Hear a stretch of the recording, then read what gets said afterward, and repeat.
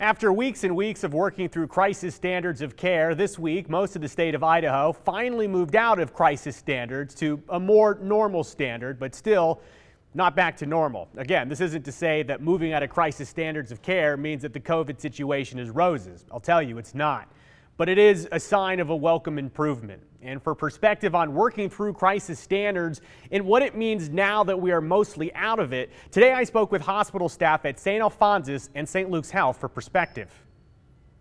For the first time since September, this week, most of Idaho moved out of crisis standards of care brought on by an aggressive wave of COVID. The crisis standards of care has been really challenging, obviously, for all of us. And we were fortunate that we never got into a situation where we really had to make a decision who got a ventilator or who got a bed. Dr. Patrice Burgess is the executive medical director for St. Alphonsus. For about 9 weeks, Dr. Burgess and the St. Alphonsus team across Idaho worked through the most difficult period of the pandemic to date. Many times people sicker on the regular floor that would normally go to the ICU, but we didn't have enough ICU beds. So we got through all of that, maintaining the best care we possibly could, but that was uncomfortable because we all want to do things, as best as we possibly can. And we were very, very worried that we would be in a situation where we ran out of ventilators or we ran out of space and had to turn people away. For weeks, frontline medical workers tried to save very sick COVID patients needing intensive care. Some made it, some did not. One word frontline healthcare workers felt really described their situation: helpless. Dr. Brent Duff, medical director for St. Luke's Magic Valley, shares insight on that feeling inside Idaho hospitals. There's helplessness when you focus in on your inability to change the trajectory of the patient's life. The successes we've seen is when you more focus in on trying to make the best of the situation for the family, and even though you can't treat the patient, you can show empathy for them, and I find that empathy is as much healing as we can offer at this point. I guess, was there any semblance of relief on Monday when the state announced, okay, most of us are moving out of crisis standards, or did you know, okay, great, crisis standards are over, but it's still very serious here? It's still very serious. And we had been, we knew that we were closing down those additional units. So we have been, cautiously optimistic, but we watch pretty closely our test positivity rate as well as the cases per 100,000 in our community. And we were seeing some improvement in that. Our test positivity rate during the worst part of this surge was up in the 25% range. And if it's less than 5%, you feel like things are not spreading as rapidly and under reasonable control. We got down to 9%, but now we're back up to 10%. So we get a little nervous when we see those numbers jump around. So we'd like to see those numbers improve more and for a longer period before we really feel like we can potentially start to let our guard down. Yeah, it's still a day to put on my hard hat and get it to work. The numbers are great that they're going down, but we still have patients here in the hospital to take care of. And like I said, there's still the looming specter of COVID all around us. So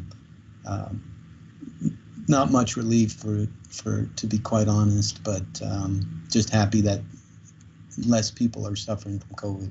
Curious if you and your colleagues saw Monday as, a major milestone getting out of crisis standards, or is it more realistically kind of just downgrading the situation slightly, but again, still in a very serious situation? Yeah, we still see it as a very serious situation. The biggest milestone for us was when the vaccine came out last December.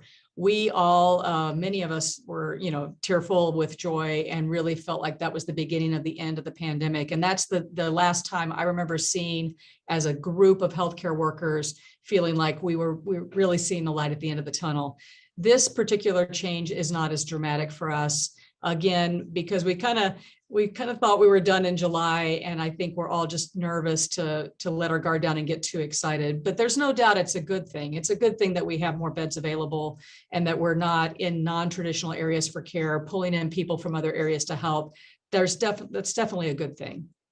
There's a sigh of relief, but at the same time, we still have quite a few high numbers of patients here in the hospital than what we're accustomed to at this time of year.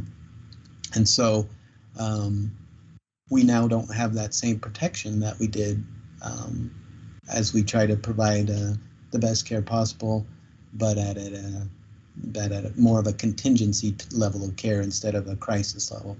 Well, what can you say about your coworkers inside the hospital and the work that they've done over the last several weeks and several months? I know that saying it's difficult is really an understatement.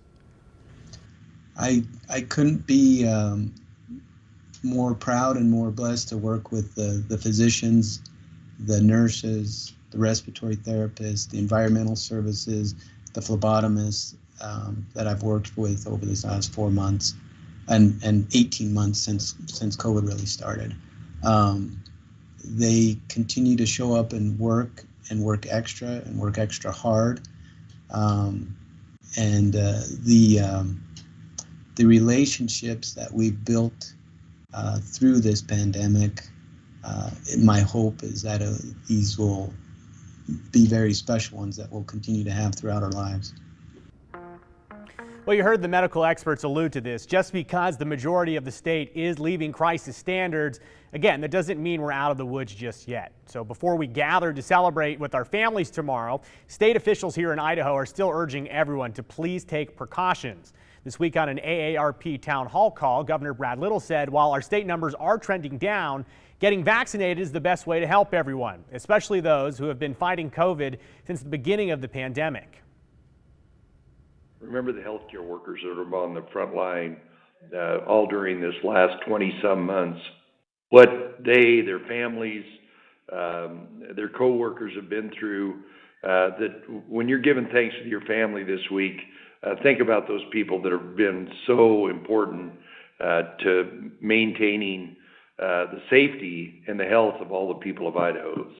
Department of Health and Welfare Director Dave Jepson was also speaking to Idaho this week. He urged all Idahoans to go get their booster shots to prepare for being around more people during the holidays. Jepson also says it's not too late to get a booster before Thanksgiving. And he says while full protection occurs 2 weeks after it's given, some immunity starts right away. So before you head to your family's dinner table, remember, think of what you can do to be COVID conscious. The idea here from medical experts is to prevent a big spread following holidays like Thanksgiving when many people get together.